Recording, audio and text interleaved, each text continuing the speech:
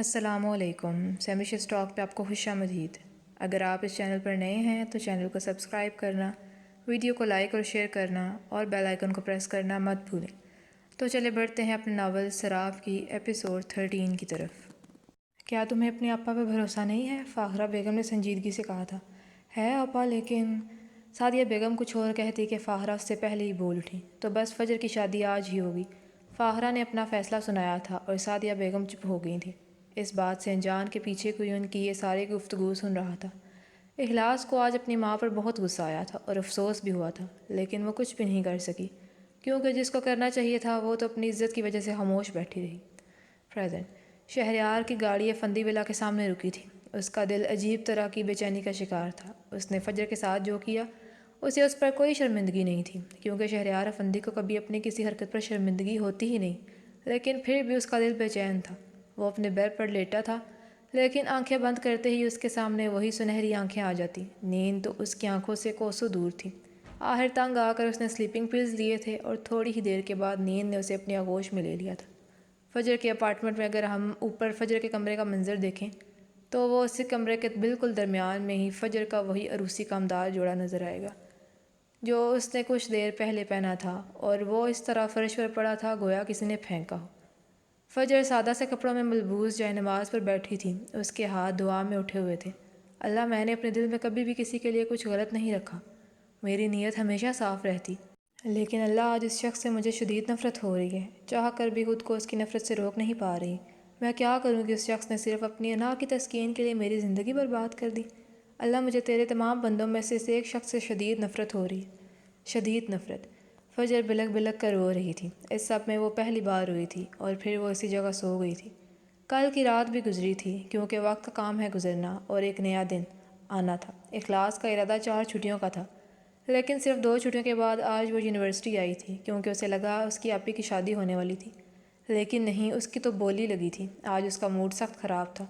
وہ جیسے ہی کلاس میں انٹر ہوئی کسی کے دل کو اچانک سکون ملا تھا، کیونکہ پچھلے 2 دنوں سے اس کا دل اخلاص کے لیے خوار ہو رہا تھا۔ اخلاص بغیر ادھر ادھر دیکھے اپنی سیٹ پر بیٹھ گئی۔ السلام علیکم اخلاص، اسے شاویز کی آواز آئی تھی اور اس کے ساتھ ہی تو بیٹھا تھا۔ وعلیکم السلام، اخلاص بمشکل بول پائی۔ اخلاص، آپ ٹھیک ہیں؟ شاویز پریشانی سے بولا تھا، کیونکہ اسے اخلاص کی آواز ٹھیک نہیں لگی تھی۔ جی، اخلاص کا آج بحث کرنے کا ارادہ نہیں تھا، لیکن آپ ٹھیک نہیں لگ رہی۔ شاویز کا وہی چپکو انداز جو اسے سخت زہر لگتا تھا۔ اخلاص نے اس دفعہ آنکھیں اٹھا کر اسے دیکھا۔ میں بالکل ٹھیک ہوں، آپ کو فکر کرنے کی ضرورت نہیں ہے، اخلاص ایک ایک لفظ پر زور دیتے ہوئے غصے سے بولی تھی۔ شاویز بغیر اس کی بات سنے اس کی آنکھوں کو دیکھ رہا تھا، جو زیادہ رونے کی وجہ سے سرخ ہو چکی تھی۔ ہمیں ہیلتھ سینٹر چلنا چاہیے، شاویز بغیر اس کی بات پر دھیان دیے اپنی ہی سنا رہا تھا۔ میں نے کہا میں ٹھیک ہوں۔ اخلاص کو اس بار غصہ چڑھا تھا۔ اگر آپ خود نہیں آئیں تو میں آپ کو اٹھا کر لے جاؤں گا اور یہاں مجھے کوئی روکے گا بھی نہیں، شاویز نے انتہائی معصومیت سے اسے دھمکی دی تھی، اور اتنا تو اخلاص بھی جانتی تھی کہ اسے یہاں کوئی روکنے والا نہیں، سو شرافت سے اٹھ گئی۔ 5 منٹ بعد وہ دونوں وہاں موجود تھے۔ مس اخلاص، آپ کو بہت تیز بخار ہے، آپ کو آج نہیں آنا چاہیے تھا، ڈاکٹر نے اس کا معائنہ کرتے ہوئے کہا۔ شاویز پہلی بات پر تو پریشان ہوا، لیکن دوسری بات پر اسے غصہ چڑھا تھا، کیونکہ اخلاص کی غیر موجودگی میں اس نے یہ 2 دن کیسے دیوانوں کی طرح گزارے تھے وہ صرف وہ اور اس کا رب جانتا تھا۔ اس کا دل کیا کہ اخلاص کو اپنے سامنے بٹھا کر اس کی سیاہ آنکھوں کو اپنے اندر قید کر لے، لیکن وہ ایسا نہیں کر سکتا تھا۔ اب وہ دونوں کلاس میں بیٹھے تھے۔ شاویز وقفے وقفے سے اپنے بیگ سے کچھ کھانے کے لیے نکال کے اخلاص کو دیتا۔ اخلاص منع کر دیتی، لیکن وہ شاویز ہی کیا جو مان جائے۔ پروفیسر عبدالوحید کی کلاس شروع ہو چکی تھی۔ شاویز نے ایک چاکلیٹ نکال کر اخلاص کو دی۔ یہ تمہارا بیگ ہے یا کوئی سپر مارکیٹ؟ اخلاص نے سرگوشی کی تھی، اور اس کی بات پر شاویز ہنس پڑا۔ Stand up Shavez and get out, professor غصے سے بولے تھے، اور شاویز افندی کبھی کسی سے معافی مانگنے کی زحمت نہیں کرتا، اس لیے وہ چپ چاپ نکل گیا تھا۔ کلاس اینڈ ہونے کے بعد شاویز اپنی سیٹ پر بیٹھا تھا۔ آئی ایم سوری، شاویز نے دائیں طرف دیکھا تھا جہاں اخلاص اسی کو دیکھ رہی تھی۔ کیا؟ میرا مطلب ہے کس لیے؟ شاویز نے حیرانی سے پوچھا۔ اسے اپنے کانوں پر یقین نہیں آ رہا تھا۔ وہ پروفیسر نے میری وجہ سے تمہیں نکالا، اخلاص معصومیت سے بولی تھی، اور اس کی بات پر شاویز مسکرایا تھا، لیکن پھر جلد ہی اپنے تاثرات سے پاٹ کر لیے تھے۔ ہاں یہ تو ہے، تو کیا تم مجھے ایسے ہی سوری بولو گی؟ شاویز نے شرارت سے بولا تھا۔ کیا مطلب؟ تو اور میں کیا کروں؟ اخلاص نے پوچھا۔ لیٹس بی فرینڈس، پھر میں تمہاری سوری ایکسیپٹ کر لوں گا، شاویز کسی معصوم بچے کی طرح بولا تھا۔ اچھا ٹھیک ہے، لیکن تم مجھے بالکل بھی تنگ نہیں کرو گے، اخلاص نے اسے وارن کیا تھا۔ اوکے دین، تو ہم فرینڈس ہیں، شاویز نے جلدی سے کہا تھا۔ کہ کہیں ایسا نہ ہو میڈم کا مائنڈ چینج ہو جائے۔ ہاں ہم فرینڈس ہیں، اخلاص نے کہا تھا۔ شاویز نے جٹ سے اپنا فون نکالا اور کچھ بٹن دبا کر اپنا فون اخلاص کے سامنے کیا تھا۔ اخلاص نے حیران نظروں سے اسے دیکھا تھا۔ گویا کہہ رہی ہو میں اس کا کیا کروں؟ اپنا نمبر لکھو، کیونکہ اب ہم فرینڈس ہیں تو ایز اے فرینڈ میرے پاس تمہارا نمبر تو ہونا چاہیے نا۔ شاویز نے گویا اس کے علم میں اضافہ کیا تھا۔ نہیں، میں نئے دوستوں کا نمبر نہیں دیتی۔ اخلاص نے ایک ہاتھ سے اس کا فون پیچھے کیا تھا۔ یعنی تم مجھے دوست نہیں سمجھتی؟ ضدی شاویز: نہیں ایسی بات نہیں ہے، مگر وہ کچھ اور کہتی کہ شاویز نے اپنا فون اس کے سامنے کیا تھا۔ تو پھر ڈائل کرو۔ آخر تنگ آ کر اخلاص نے اپنا نمبر اس کے فون میں ڈائل کر لیا تھا۔ تم نے کس نام سے سیو کیا ہے؟ اخلاص نے پوچھا تھا۔ تمہارے نام سے ہی سیو کروں گا نا۔ شاویز نے انتہائی صفائی سے جھوٹ بولا تھا، اور اتنا تو اخلاص بھی جان گئی تھی کہ وہ جھوٹ بول رہا تھا۔ فجر کی نماز آج چھوٹ گئی تھی۔ پوری رات مصلے پر سونے کی وجہ سے اس کا سارا جسم درد کر رہا تھا، لیکن اسے سمجھ نہیں آ رہی تھی کہ دل زیادہ درد کر رہا ہے یا جسم۔ وہ بمشکل اٹھی اور فریش ہونے چلی گئی تھی۔ وہ جیسے ہی نکلی، سامنے اسے شہریار کاؤچ پر ہاتھ میں سگریٹ پکڑے نظر آیا تھا۔ اس کی سنہری آنکھیں غصے اور ضبط کی وجہ سے سرخ ہو گئی تھیں۔ اسے یہ شخص اتنا برا لگا تھا کہ اس کا دل کیا جائے اور اس کا سر اس دیوار پر دے مارے۔ گڈ مارننگ مسز شہریار، امید ہے رات کو نیند اچھی آئی ہوگی، شہریار خوشگوار موڈ میں کہہ رہا تھا، اور اپنے نام کے ساتھ شہریار کا نام سن کر اس کا حلق تک کڑوا ہو گیا تھا۔ فجر نے اس کی بات سنی انسنی کر دی تھی اور اپنے کام میں مصروف ہو گئی تھی۔ شہریار اس کی حرکت دیکھ کر غصے سے اٹھا تھا اور اس کی جانب قدم بڑھائے تھے۔ فجر جو ڈریسنگ ٹیبل کے سامنے کھڑی تھی، اسے اپنی طرف آتا دیکھ کر جلدی سے مڑی تھی، لیکن اس سے پہلے کہ وہ کچھ کر پاتی، شہریار نے ایک جھٹکے سے اسے دیوار سے لگایا تھا اور اس کے بالکل قریب کھڑا ہو گیا تھا۔ فجر اس کے اتنے قریب آنے پر گڑبڑا گئی تھی۔ تم آج ہی آفس جوائن کر رہی ہو؟ بہت کر لی تم نے اپنی من مانی، شہریار غصے سے بولا تھا۔ نہیں کرنی مجھے یہ جاب، سنا تم نے؟ مجھے نفرت ہے تم سے، شدید نفرت۔ میں ڈرتی نہیں ہوں تم سے، فجر اپنی سنہری آنکھیں اس کی بھوری آنکھوں میں گاڑے کہہ رہی تھی، لیکن ابھی وہ کچھ اور کہتی کہ شہریار جھٹ سے اس کے گالوں پر جھکا تھا، اور فجر تو اس کی یہ حرکت دیکھ کر حیران تھی۔ اسے کم از کم اس چیز کی امید نہیں تھی اس سے۔ اس نے اپنا ہاتھ چھڑانے کی کوشش کی، لیکن شہریار کی گرفت مضبوط تھی۔ تم جب میری بات نہیں مانو گی میں یہی کروں گا، شہریار اس سے الگ ہوتے ہوئے بولا تھا۔ چھوڑو مجھے جاہل انسان، تمہاری ہمت کیسے ہوئی میرے ساتھ یہ گھٹیا حرکت کرنے کی؟ فجر چیخی تھی۔ ڈیئر وائفی، میں نے کوئی غلط کام تو نہیں کیا، میں آپ کا حق حلال محرم ہوں، اور رہی بات کیسے کرنے کی تو دوبارہ کر کے بتاؤں کیسے کیا، شہریار خوشگواری سے کہہ رہا تھا، اور آخری بات کرتے ہوئے وہ اس کے تھوڑا اور قریب ہوا تھا۔ نہیں پلیز دور رہو، فجر نے اپنا منہ پھیر لیا تھا۔ چلو اب اچھے بچوں کی طرح میری بات سنو، شہریار نے اسے ہاتھ سے پکڑ کر کاؤچ پر بٹھایا تھا۔ دیکھو میں تمہیں کل کا دن دیتا ہوں، جاؤ اپنے لیے جاب ڈھونڈو، اگر مل گئی تو تم آزاد ہو جاؤ گی، اور اگر نہ ملی تو تم ہمیشہ کے لیے میری کمپنی میں جاب کرو گی۔ شہریار نے کانٹریکٹ اس کے سامنے رکھا تھا۔ مجھے منظور ہے، فجر نے بغیر ایک پل بھی مس کیے کہا تھا۔ That's a good girl, Shehryar مسکرایا تھا۔ شہریار اٹھ گیا تھا، ابھی وہ قدم بڑھاتا کہ فجر نے بے اختیار اس کا ہاتھ پکڑ کر بٹھایا تھا، لیکن اگلے ہی پل اس نے اپنا ہاتھ کھینچ لیا تھا اور شہریار اس کی اس حرکت پر مسکرا دیا تھا۔ یس وائفی، شہریار اس کی طرف متوجہ ہوا تھا۔ مجھے میرا فون چاہیے۔ مجھے پتہ ہے وہ تمہارے پاس ہے، فجر کو اپنا فون یاد آیا تھا۔ ہاں میرے پاس ہے، لیکن میں کوئی کام بھی فری میں نہیں کرتا، اگر فون چاہیے تو بدلے میں مجھے بھی کچھ دینا ہوگا، شہریار پروفیشنل انداز میں بولا تھا۔ بولو کیا چاہیے تمہیں مجھ سے، فجر سنجیدگی سے بولی تھی۔ آج شام میری ایک پارٹی ہے، تم وہاں میرے ساتھ جاؤ گی، شہریار اسی انداز میں بولا تھا۔ مجھے پارٹیز نہیں پسند، فجر نے ناگواری سے کہا تھا۔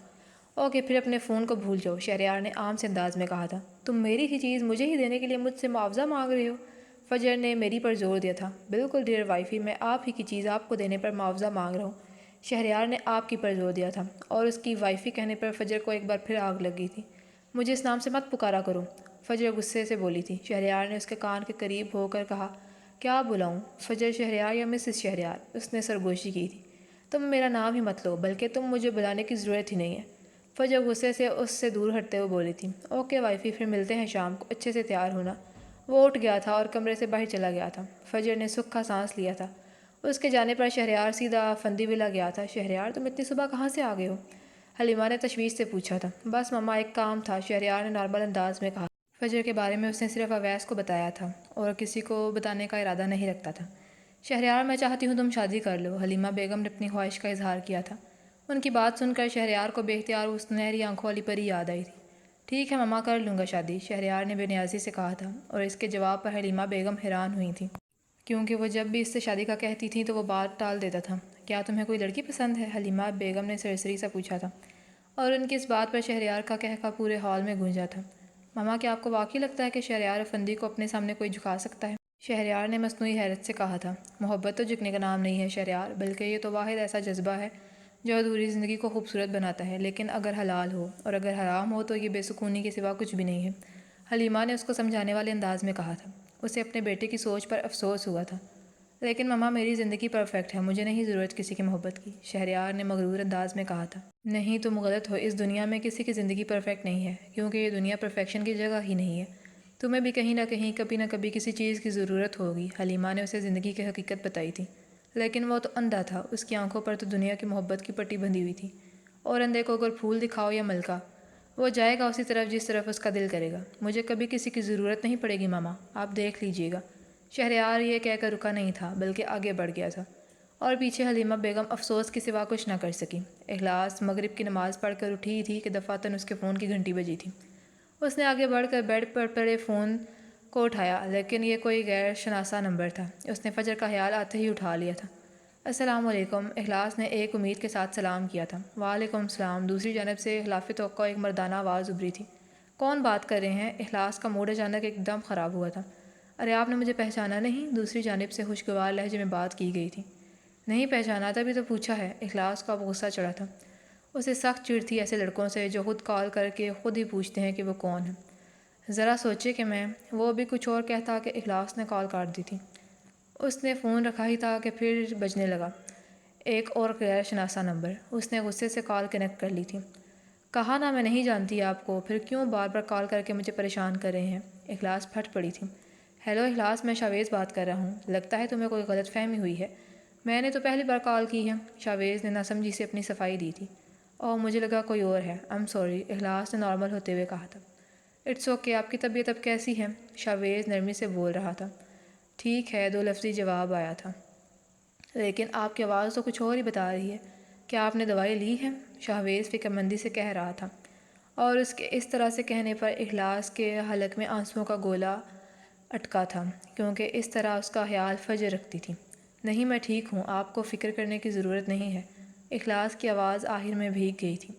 شاویز نے اسے محسوس کیا تھا۔ اخلاص آپ رو کیوں رہی ہیں؟ کیا کچھ ہوا ہے؟ شاویز کا دل کیا کہ وہ جائے اور اپنے ہاتھوں سے اس کے آنسو صاف کرے۔ اخلاص نے بغیر کچھ کہے کال ڈسکنیکٹ کر دی تھی۔ شاویز ہیلو ہیلو ہی کرتا رہ گیا۔ فجر اپنے صبح والے حلیے میں بیٹھی تھی۔ وہ آج پورا دن کمرے سے باہر نہیں آئی تھی۔ اس نے کل سے کھانے کا ایک نوالہ بھی نہیں لیا تھا۔ ملازمہ کی لاکھ منت کے باوجود بھی اس نے کھانے کو دیکھا تک نہیں۔ اسے کھانے سے ناراضگی نہیں تھی، بلکہ اسے بھوک ہی نہیں تھی۔ جس گھر میں وہ بیٹھی تھی یہ ایک شاندار گھر تھا، لیکن اس نے سوائے اس کمرے کے اور کچھ بھی نہیں دیکھا تھا۔ وہ وہی کاؤچ پر بیٹھی تھی، اس کی آنکھیں وقفے وقفے سے بھیگ رہی تھیں، جیسے وہ بے دردی سے صاف کر دیتی۔ کاؤچ اس طرح پڑا ہوا تھا کہ وہاں سے کھڑکی میں ہر آنے اور جانے والا دیکھ جاتا تھا۔ اسے شہریار کی گاڑی اس اپارٹمنٹ میں داخل ہوتی ہوئی دکھی تھی۔ کچھ دیر بعد فجر نے دروازہ کھلنے کی آواز پر ایک نظر اسے دیکھا تھا، جو اس وقت بلیک پینٹ کے ساتھ بلیک شرٹ پہنے، ایک ہاتھ میں اپنا گرے کوٹ پکڑے اور دوسرے میں برینڈڈ رسٹ واچ پہنے اندر داخل ہوا تھا۔ اس کی شیو ہلکی سی بڑی ہوئی تھی اور بال ماتھے پر بکھرے ہوئے تھے۔ وہ بلا کا حسین لگ رہا تھا، اور اس سب میں سب سے پرکشش اس کی شخصیت کا روب تھا۔ اس نے ایک نظر ہی اس وجیح شخص پر ڈالی تھی اور پھر آنکھیں نیچے کر لی تھیں۔ شہریار نے بغور اس کی سنہری آنکھوں کو دیکھا، جو زیادہ رونے کی وجہ سے سوج گئی تھیں۔ اسے جو چمک ان آنکھوں میں دکھتی تھی آج وہ ان میں نہیں تھی۔ آج اس کی آنکھیں ہر جذبے سے آ رہی تھیں، بالکل خاموش۔ شاید یہ خاموشی طوفان کے پہلے کی خاموشی تھی یا طوفان کے بعد کی۔ شہریار آگے بڑھ کر اس کے پاس کاؤچ پر بیٹھ گیا تھا۔ تم نے کھانا کیوں نہیں کھایا؟ اس نے بظاہر سختی سے بولا تھا، لیکن وہ اپنے لہجے میں اس کے لیے فکر کو چھپا نہ سکا تھا۔ میری مرضی، میں کھاؤں یا نہ کھاؤں، تم تو یہی چاہتے تھے۔ فجر نے آنکھیں اٹھا کر اسے دیکھا تھا، اور اس کے لہجے میں کچھ تھا کہ شہریار کو اپنے دل کی دھڑکن تیز ہوتی محسوس ہوئی۔ شہریار نے کھانا اس کے سامنے کیا تھا، جیسے اس کی بات سنی ہی نہ ہو۔ اچھا ٹھیک ہے، اب کھاؤ، لیکن وہ بھی فجر ملک تھی، ٹس سے مس نہ ہوئی۔ اوکے، تمہیں نہیں کھانا تو مت کھاؤ، میں صبح والی حرکت پھر سے کروں گا، شہریار نے لاپرواہی سے کہا تھا۔ تم ایسا کچھ نہیں کرو گے، فجر غصے سے بولی تھی۔ سوچتے ہیں، لیکن کیوں نہیں کروں گا؟ شہریار نے اس سے پوچھا تھا۔ اس لیے نہیں کرو گے کہ مجھے بھوک لگی ہے اور میں کھانا کھا رہی ہوں، فجر نے اس انداز سے کہا کہ گویا احسان کر رہی ہو، اور اس کی اس بات پر شہریار نے اپنے کہکے کا گلا گھونٹا تھا۔ فجر کھانا کھا چکی تھی تو شہریار نے ایک ڈبہ اس کے سامنے کیا تھا۔ یہ کیا ہے؟ فجر نے تندی سے پوچھا تھا۔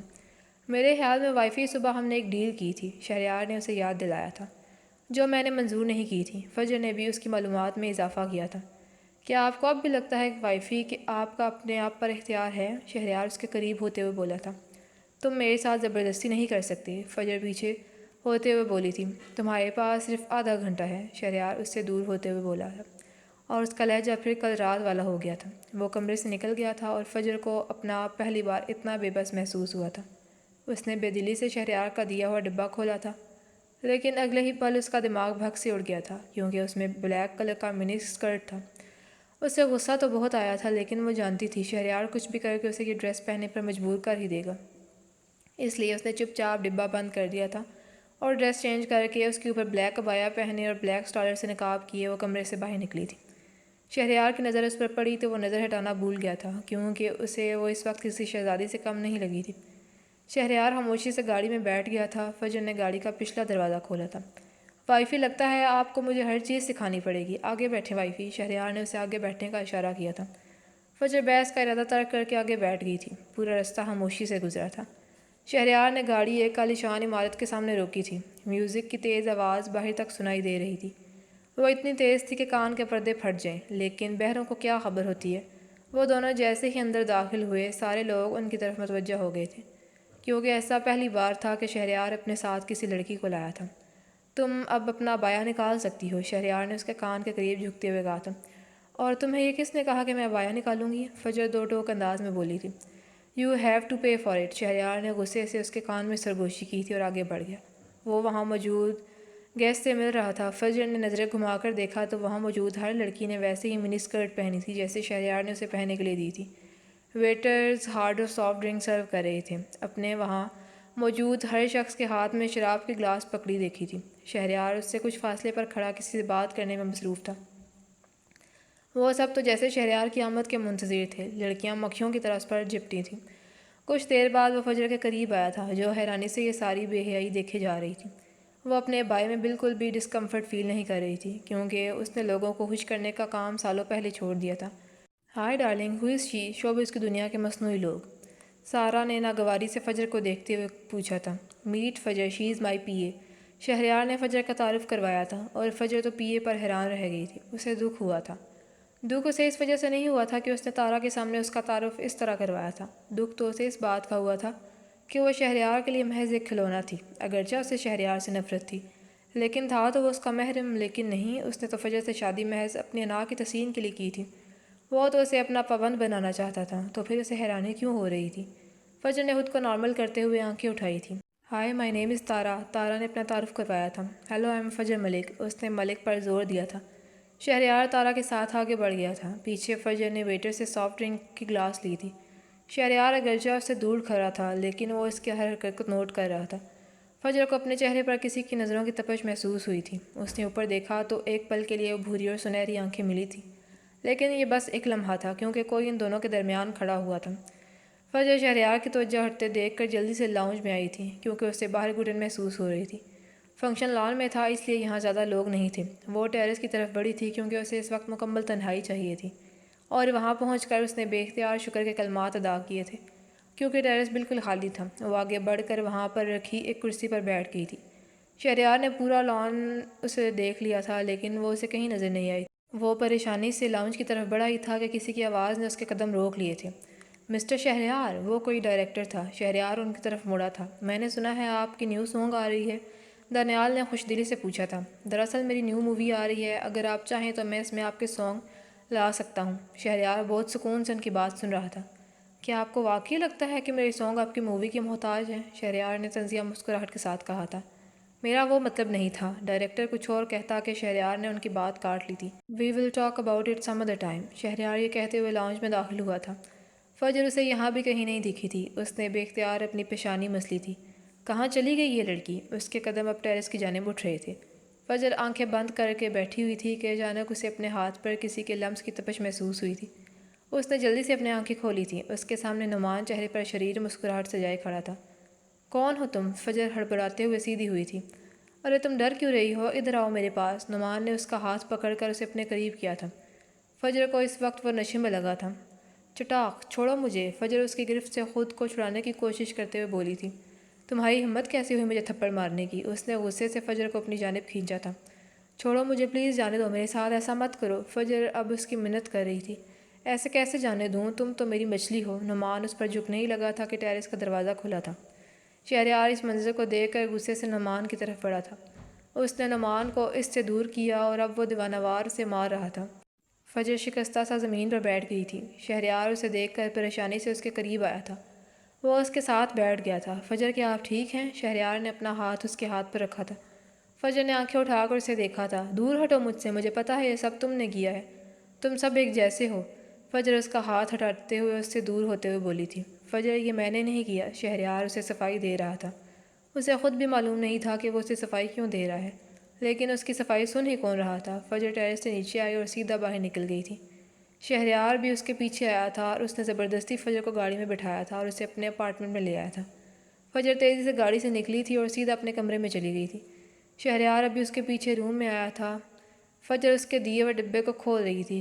شہریار حیرانگی سے اسے دیکھے جا رہا تھا۔ فجر نے وہ اسکرٹ نکال کر اس کے منہ پر مارا تھا۔ تم نے اس لیے مجھے یہ گھٹیا لباس دیا تھا نا کہ میں وہاں موجود تمام لڑکوں کی رات کی زینت بن جاؤں؟ فجر غصے سے کہہ رہی تھی۔ فجر آپ میری بات تو سنیں، میں نے نہیں بھیجا تھا اس لڑکے کو۔ شہریار نے اس کے دونوں ہاتھوں کو پکڑ لیا تھا۔ تم اپنی صفائیاں کسی اور کو جا کر دینا۔ مجھے پتہ ہے تم مجھ سے نفرت کرتے ہو، مجھے بے عزت کرنا چاہتے ہو تاکہ تمہارے دل کو سکون ملے۔ فجر اس کے سینے پر انگلی رکھتے ہوئے بولی تھی۔ تم مجھے کریکٹرلیس ثابت کرنا چاہتے ہو۔ اس لڑکے نے میرا ہاتھ چھوا تھا، اس نے مجھے بازو سے پکڑا تھا، وہ میرے ساتھ کیا کچھ نہیں کر سکتا تھا۔ فجر آخر میں بلک بلک کر رو دی تھی اور شہریار نے اسے اپنے سینے سے لگایا تھا۔ وہ بس خاموشی سے اسے سن رہا تھا۔ چھوڑو مجھے تمہاری جھوٹی ہمدردی نہیں چاہیے، وہ اس کے سینے سے لگی کہہ رہی تھی۔ شہریار نے اسے اپنے حصار میں قید کر لیا تھا۔ آئی ایم سوری، شہریار نے سرگوشی کی تھی۔ شہریار نے اسے خود سے الگ کیا تھا اور اس کے باہوں میں جھول کر رہ گئی تھی۔ فجر فجر شہریار پریشانی سے اسے آوازیں دے رہا تھا، لیکن وہ تو ہوش و حواس سے بیگانی اس کے حصار میں پڑی تھی۔ ان کو سٹریس نہ دیں اور جتنا ہو سکے انہیں ہوش رکھنے کی کوشش کریں، ڈاکٹر نے فجر کا معائنہ کرتے ہوئے کہا تھا۔ شہریار نے نیچے آ کر ملازمہ کو فجر کا خیال رکھنے کی ہدایت دی اور خود باہر نکل گیا تھا، کیونکہ اسے معلوم تھا کہ اگر وہ اس کا سامنا کرے گا تو فجر کو پھر سے سارا واقعہ یاد آ جائے گا۔ اس نے اس کا فون کمرے میں رکھ دیا تھا۔ اخلاص کا بخار آج تھوڑا کم تھا، لیکن سر کا درد وہی تھا۔ اسے فجر کی عادت تھی اور اس کے بغیر اسے ساری دنیا ادھوری لگ رہی تھی۔ اسے اتنا بھی پتہ نہیں تھا کہ فجر خوش بھی ہے یا نہیں۔ یونیورسٹی میں بھی اس کا دل نہیں لگ رہا تھا، لیکن وہ گھر میں بھی نہیں بیٹھ سکتی تھی، کیونکہ اسے وہاں زیادہ شدت سے وہ یاد آتی تھی۔ تھرڈ پیریڈ میں اس کے بیگ سے وائبریشن کی آواز آئی تھی۔ اس نے چپکے سے بیگ کے اندر دیکھا تھا، وہاں آپی کالنگ کے الفاظ جگمگا رہے تھے۔ اخلاص کی آنکھیں چمکی تھیں اور یہ تبدیلی شاویز نے بھی دیکھی تھی، لیکن اگلے ہی لمحے اس کا موڈ خراب ہو گیا تھا، کیونکہ کلاس میں ٹیچر تھی۔ کیا تم کلاس سے باہر جانے میں میری مدد کر سکتے ہو؟ اخلاص نے منت بھری نظروں سے شاویز کو دیکھا تھا، اور بھلا شاویز اس کو منع کر سکتا تھا؟ ایکسکیوز می میم، اخلاص کی طبیعت خراب ہے، کیا میں اسے میڈیکل سینٹر میں لے جاؤں؟ شاویز اٹھ گیا تھا۔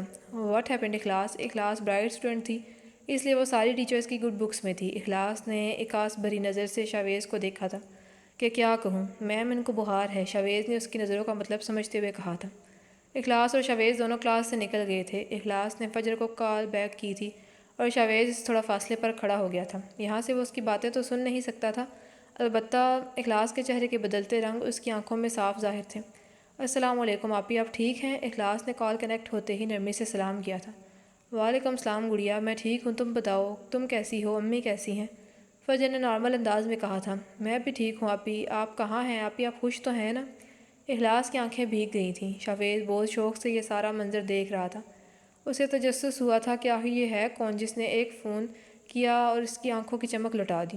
میں گھر میں ہوں گڑیا، اور خوشی کا پتہ نہیں ہے کہ کہاں رہ گئی ہے۔ فجر کا لہجہ ٹوٹا ہوا تھا۔ آپی اللہ آپ کو خوشیاں دے گا، آپ نا امید نہ ہوں۔ اخلاص نے اسے ہمت دی تھی۔ میں نا امید نہیں ہوں گڑیا، میں اس سے کبھی نا امید نہیں ہو سکتی، فجر نے نرمی سے کہا تھا۔ اسے بمشکل اپنے آنسو روکے تھے، کیونکہ وہ اخلاص کے سامنے رونا نہیں چاہتی تھی۔ آپی آپ کی شادی ہوئی کس سے ہے؟ اخلاص نے ایک غیر متوقع سوال کیا تھا۔ میری شادی؟ فجر کی آنکھوں میں ڈھیر سارا قرب اترا تھا، شادی کا کہہ کر، کیونکہ یہی تو بات تھی، اس کی شادی ہی تو نہیں ہوئی تھی۔ میری شادی اس حلق سے ہوئی ہے۔ فجر اس کا نام نہیں لینا چاہتی تھی تو سو یہی بول دیا۔ کیا آپ کی شادی شہریار بھائی سے ہوئی ہے؟ اخلاق نے شوق کے عالم میں یہ جملہ تھوڑا اونچا بولا تھا۔ ہاں گڑیا، اسی سے ہوئی ہے۔ چلو اب میں رکھتی ہوں، اللہ حافظ۔ فجر میں اب ہمت نہیں تھی مزید اپنے آنسو برداشت کرنے کی، سو اس نے بغیر اس کی بات سنے کال ڈسکنیکٹ کر لی تھی۔ اخلاص نے بھی فون نیچے کر لیا تھا۔ شاویز اس کے پاس آیا تھا۔ کیا تم سے ایک بات پوچھوں؟ شاویز نے نرمی سے کہا تھا۔ ہاں پوچھو۔ اخلاص جان گئی تھی کہ وہ کیا پوچھنا چاہتا تھا۔ یہ کون تھا؟ شاویز نے تجسس سے پوچھا تھا۔ یہ میری ایک عزیز تھی۔